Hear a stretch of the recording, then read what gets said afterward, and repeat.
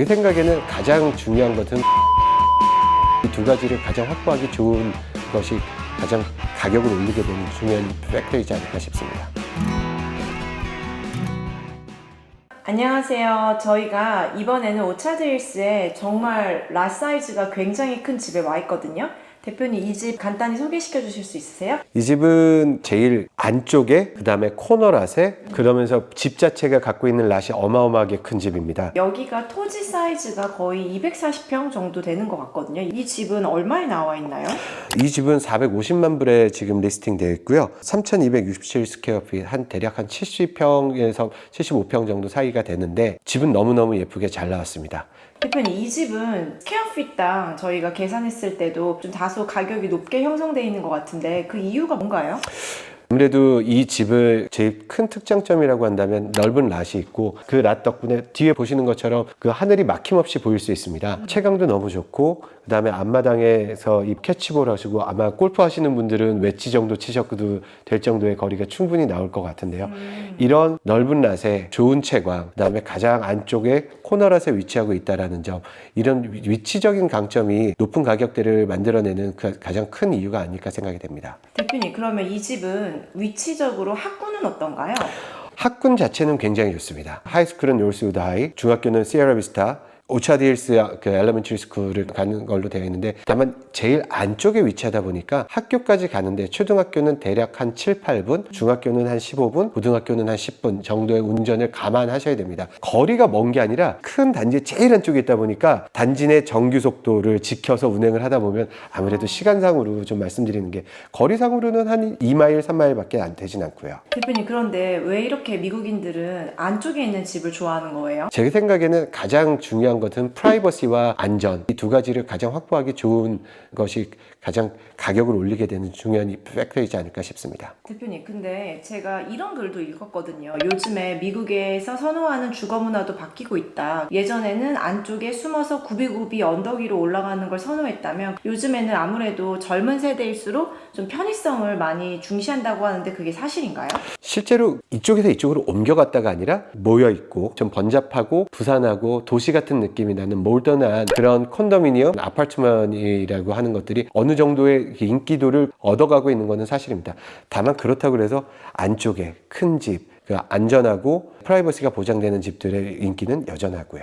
그래서 영상으로 집 곳곳을 보여드릴게요. 제 뒤로 보이는 이 집은 오차드힐스의 그로브라는 게이티드 커뮤니티에 있는 집인데요. 제가 오늘 이 집을 보면서 한국 집과 미국 집이 어떻게 다른지 자세히 설명해 드릴게요. 제가 여러 번 영상에서 컬드색이라고 막다른 골목 돌아나가는 집이 미국에서는 가장 인기가 많고 높게 쳐준다고 했잖아요. 여기가 바로 이렇게 돌아나가야 되는 끝이 끊긴 도로인데요. 이런 집들이 보시면은 앞에 자연적으로 차를 일반적으로는 2개 정도밖에 못 되는데 이런 집은 뭐 정말 6대도 될 수 있을 정도의 사이즈가 나와요. 그래서 이런 집들이 프라이빗하고 배 주차 공간이 많기도 하고 그리고 지나다니는 차나 사람들이 없기 때문에 어떤 외부인들이 우리 집을 방문할 일이 적은 거죠. 그러다 보니까 이런 집들이 미국에서는 가장 비싸게 팔리고 있습니다. 집 안을 보면서 제가 한국 집하고 미국 집은 어떻게 다른지 보여드릴게요. 첫 번째 차이점, 우리나라는 지금 다 스마트 도어락으로 바뀌었잖아요. 여기도 물론 감지할 수 있는 뭐 링이라는 이런 디바이스를 쓰는 곳도 많은데 미국은 아직도 여전히 열쇠 문화입니다. 여러분, 이 집이 60억짜리 집이거든요. 근데 문을 보세요. 우드 소리 들리시죠? 미국은 치안이 좀 안 좋은 동네 같은 경우에는 안에 문을 열면 철조망 같은 게 있어요. 그런데 얼바인은 워낙에 안전한 도시다 보니까 총을 쏘면 바로 뚫릴 것 같은 이 나무로 된 이 문을 아직도 쓰고 있습니다. 들어와 보세요. 이렇게 들어오시면 자 보세요. 여기는 업그레이드해서 밑을 타일을 깔았는데요. 이 밖으로 나가 보실까요?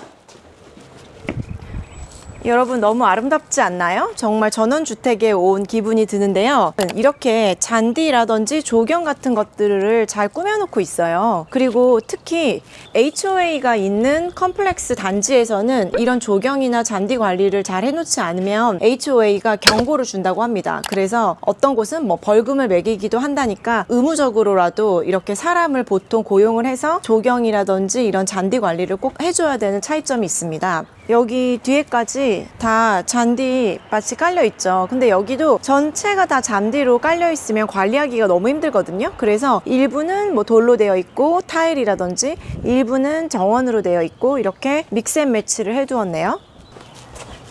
저 따라와 보세요. 그리고 또 미국 집의 또 특징 중에 하나는 계단이 있잖아요. 계단이 있다 보니까 계단 옆에는 이 비밀의 문이 항상 있습니다. 이게 뭔가요? 여기 제가 열어드릴게요. 보시면 이렇게 항상 밑에 캐리어라든지 여러 가지 부피가 큰 골프백이라든지 이런 식으로 계단 밑에 항상 수납 공간이 이렇게 있거든요. 그래서 아이들이 어리면 여기는 정말 숨기 가장 최적의 장소인 것 같고요. 또 한국하고 또 다른 점이 있는데 지금 바닥을 좀 찍어주세요.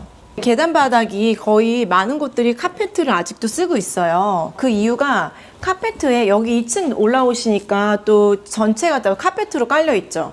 여기 보시면 이 미국 집은 바닥이 카펫으로 깔려 있는데 미국은 이 카페트를 선호한다고 해요. 카페트 이제 청소하기 힘들 것 같은데 뭐 장점이 있나요? 근데 의외로 카펫이 그 어떤 메인터넌스 하기에는 이렇게 카펫 전용 청소기가 있거든요. 미국은 굉장히 큰 사이즈로 있는데 오히려 클리닝 하기도 또 쉽다고도 하고요. 그리고 무엇보다도 소음이 없잖아요. 그래서 이렇게 걸어 다닐 때 좀 소음을 완충해 주는 작용도 하고 폭신폭신 하다 보니까 촉감이 좋아서 이런 카펫을 선호한다고 해요. 그리고 미국에 지금 저희가 집을 많이 보여드렸는데 항상 보시면 1층에는 키친과 거실과 뭐 게스트하우스, 게스트룸 정도가 있고 2층에는 가족실, 2000스퀘어핏 정도 이상의 집들은 가족실이 2층에 또 따로 마련이 되어 있는 걸 볼 수 있어요. 그리고 거의 보통 대부분 마스터 베드룸과 아이들 방은 또 2층에 또 위치하고 있거든요. 그런 것도 좀 미국과 한국의 구조적인 차이인 것 같고요.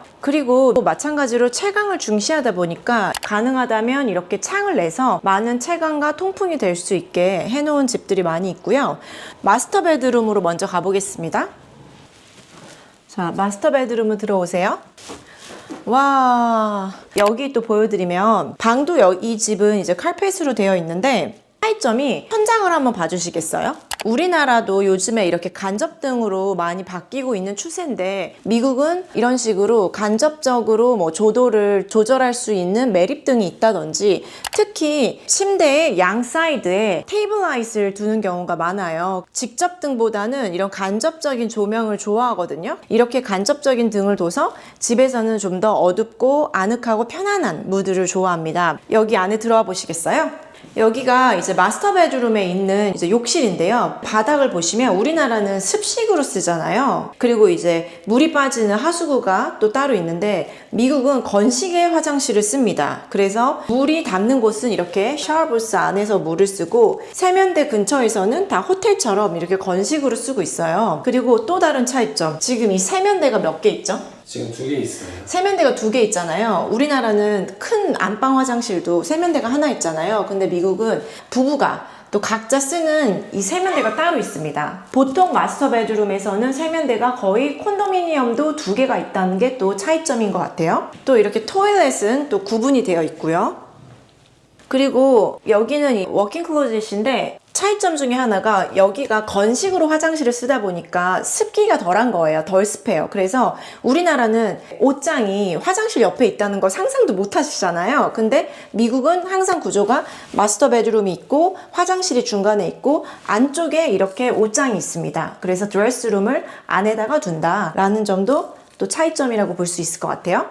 그리고 또 차이점이 우리나라 같은 경우에는 한국은 에어컨이 방마다 이렇게 개별 냉난방으로 다 붙어 있잖아요. 여기 천장을 좀 비춰주시겠어요? 여기가 HVAC이라고 해서 집마다 디바이스에서 온도를 조절하고 방마다 이렇게 여러 개의 덕트로 뭐 냉난방 이런 환기도까지 다 가능한 시스템을 이용한다고 합니다. 이게 또 한국과 미국의 집의 차이점이라고 볼 수 있을 것 같아요. 제가 지금까지 한국과 미국의 집의 차이에 대해서 설명을 드렸는데요. 어떻게 좀 재밌게 보셨나요? 제가 이런 식으로 앞으로 미국과 한국의 다른 주거 문화도 소개해 드릴 테니 많이 기대해 주세요.